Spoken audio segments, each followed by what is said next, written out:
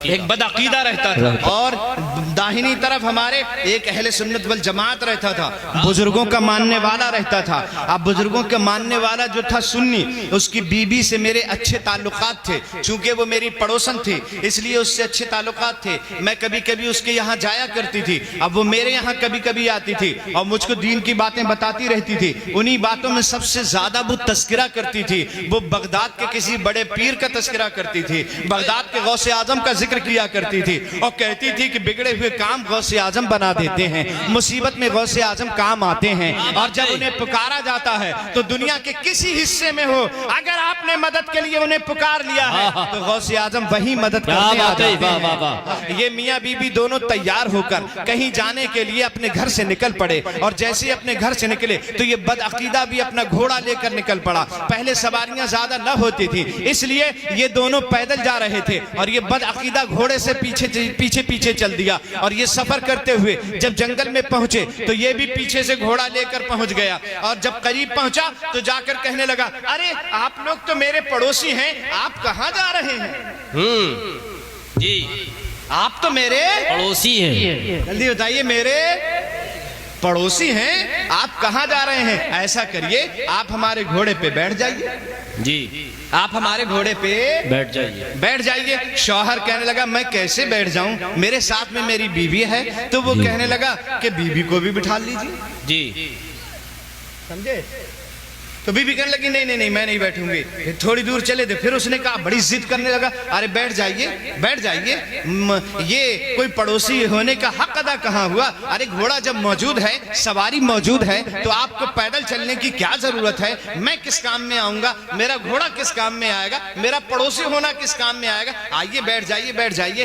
بیوی سے بھی ضد کرنے لگا، اس کو تو تکمیل خواہشات پوری کرنا تھی۔ جب اس سے ضد کی تو وہ عورت کہنے لگی، آپ اتنی ضد کر رہے ہیں تو ٹھیک ہے ہم بیٹھ جائیں گے۔ شوہر سے کہنے لگی، میاں بیٹھ جائیے نا۔ کہا ٹھیک ہے، اگر تو راضی ہے تو ہم بیٹھ جائیں گے۔ لیکن بی بی کہنے لگی بدعقیدہ سے کہ ٹھیک ہے ہم بیٹھ تو جائیں گے، لیکن ہماری ایک شرط ہے۔ وہ بدعقیدہ کہنے لگا، جتنی شرطیں لگاؤ گی سب مان لیں گے، بس بیٹھ جائیں، گھوڑے پر بیٹھنا، جتنی شرطیں لگاؤ گی سب پہ ایگری ہو جائیں گے، بس بیٹھ جاؤ ہمارے گھوڑے پہ، سمجھے؟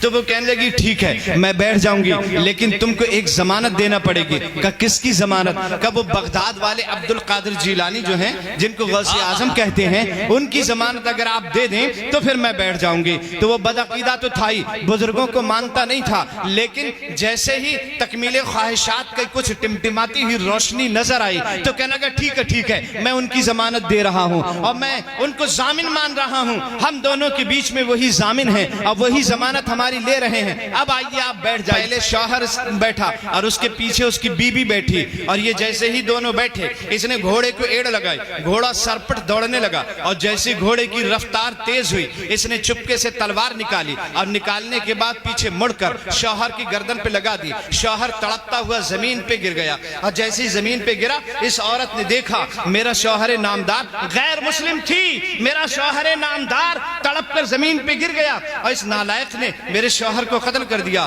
یہ اس کے آنکھ سے آنسو جاری ہو گئے۔ حضرات یہ رونے لگی تو غوث اعظم رضی اللہ تعالیٰ عنہ کی ضمانت، یہ یاد رکھیے گا غوث اعظم کی ضمانت ہے۔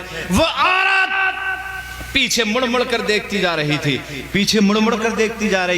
یہ بدعقیدہ کہنے لگا پیچھے مڑ کر کیا دیکھتی ہے؟ تو وہ عورت کہنے لگی میں عبد القادر جیلانی کا انتظار کر رہی ہوں، کیا بات ہے، ضمانت دی ہے انہی کا انتظار کر رہی ہوں۔ کہ نادان عورت تجھے نہیں معلوم یہ جتنے ہیں سب مر کر مٹی میں مل گئے ہیں، کوئی زندہ کب ہے؟ ان کی تو ہڈیاں بھی گل گئی ہوں گی، وہ تیری مدد کرنے کے آئیں گے۔ تو وہ کہنے لگی تو چاہے جو بھی کہے لیکن ضمانت ان کی ہے تو مدد وہی کرنے آئیں گے۔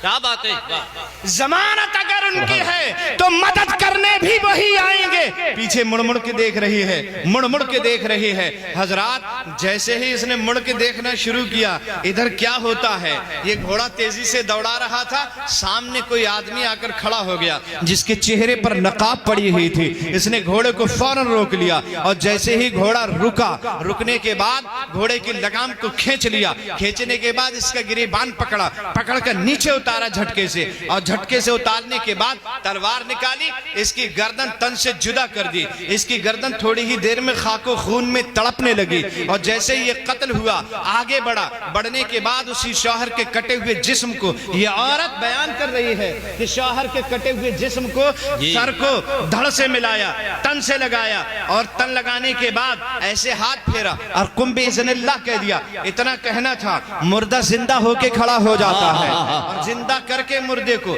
اس کا سہاگ واپس کر کے آنے والا شان سے جانے لگا، ان دونوں کو گھوڑے کی لگام پکڑا دی اور کہا یہ گھوڑا اب تمہارا ہے۔ آپ اندازہ لگائیے، گھوڑا دے دیا، کہا یہ لے جائیے، یہ تمہارا ہے، تم لے جاؤ اس کو، تم استعمال کرنا۔ حضرات گرامی، جیسے ہی یہ جانے لگا، سہاگ واپس کرنے کے بعد، مردے کو زندہ کرنے کے بعد جب جانے لگا تو دونوں میاں